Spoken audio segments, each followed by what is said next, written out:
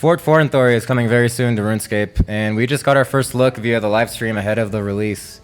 This week as well, updates to the RuneScape-inspired Melvor Idle were also shouted out to on the RuneScape community page. I'm going to throw down my wildcard and say that this is no coincidence. Good day everybody, and welcome. I want to start this video by saying I called this a while back in a previous video before I even knew that Melvor Idle existed or before anybody knew about Fort Forinthory.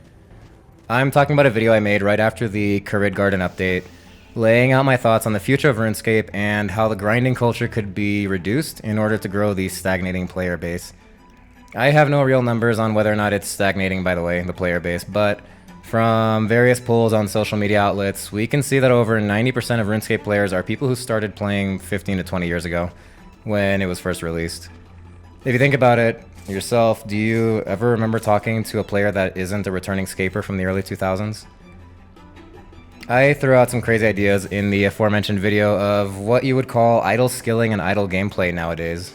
I proposed, what if RuneScape added more features similar to archaeology research, ports, missions, farming, and the player-owned farm, Throne of Miscellanea, and Anachronia resource gathering to more skills, just expanding those kind of concepts to more skills. The idea being to have tasks that run even while you're not logged in to gather resources or even convert resources into creatable items or even gain experience in some cases. For example, what if there was an NPC you could give dragon hides to, pay a fee and have them craft X number of armor pieces per hour, maybe even with reduced experience rates as a reward, or maybe an NPC that you give potion ingredients to, like for overloads, and he creates them over time, but charges GP, or keeps a chunk of the made potions as a tax. And maybe gives reduced herblore experience rates for making them, or no experience at all. Fort Forinthory touches on some of this, but as it turns out, this is exactly what Melvor Idle is. It's not very well known yet to most scapers, but actually I came across this a few weeks ago by chance. So the fact that Melvor is mentioned in the same community post ahead of Fort Forinthory this week is serendipitous to me.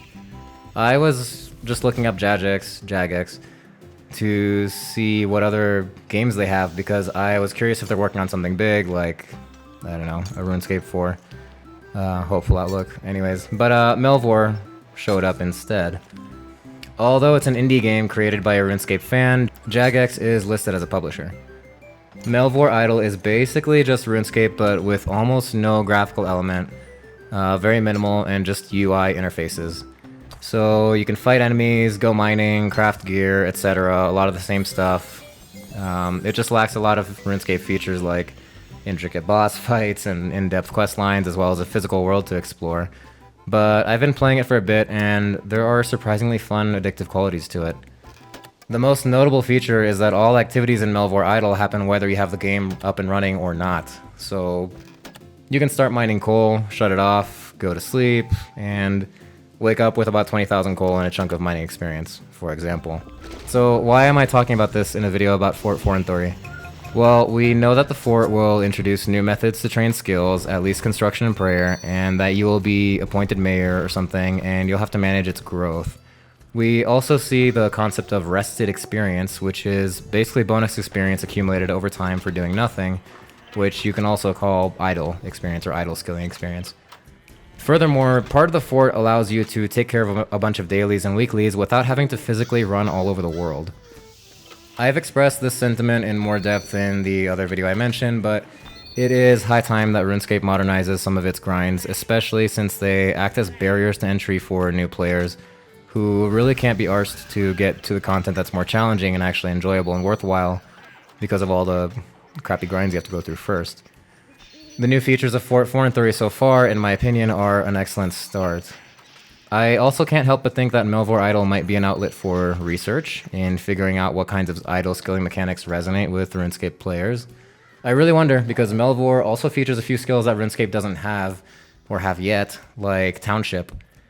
The entire premise of this skill, for example, is to build up a town, build up a population, and manage resource production and consumption in the town, such as food, ores, wood, medicine, and religion. You gain great rewards if you run your town well, and you're seriously penalized if your town runs low on resources or if the citizens are unhappy or unhealthy. And eventually, when your town is pretty built up, you can trade in town resources for actual game resources you use. So imagine it like trading in Anachronia leaves for herbs, or the wood in Anachronia for various logs. Something like that.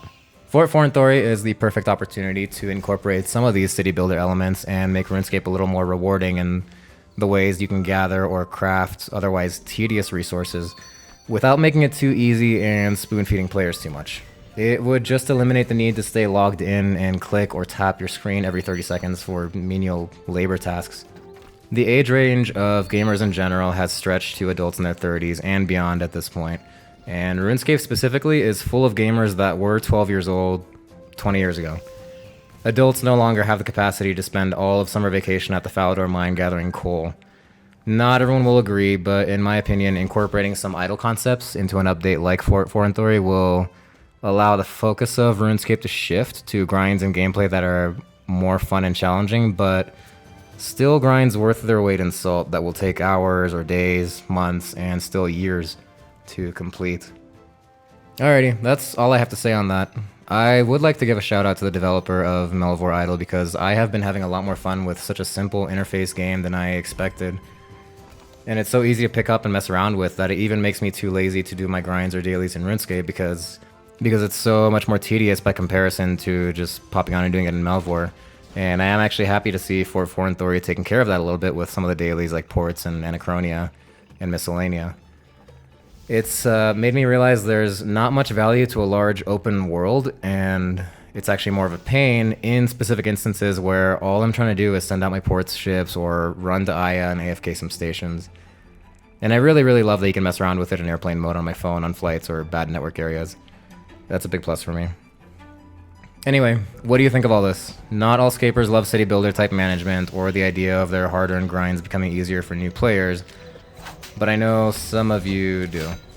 Everybody has unique thoughts on this, so please share yours in the comments. And if you enjoyed this video at all, please consider liking and subscribing for more neat content. Thank you, and I'll catch you in the next one.